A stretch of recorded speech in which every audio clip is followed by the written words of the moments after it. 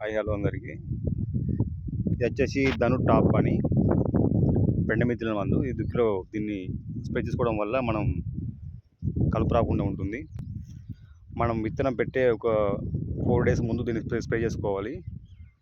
అప్పుడు మనకు కలుపు పిచ్చి మొక్కలు అనేవి రాకుండా ఉంటాయి. గడ్డి అనేది ఎక్కువ పడదు, లేకుంటే గడ్డి ఎక్కువగా పడుతుంది, తర్వాత చాలా ఇబ్బంది అవుతుంది.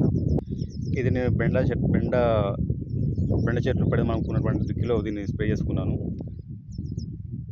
ఈ దుక్కిలో దీన్ని స్ప్రే చేసుకోవడం జరిగింది. స్ప్రే చేసుకున్నట్టయితే మనకు ఎక్కువ కలుపు అనేది రాదన్నమాట.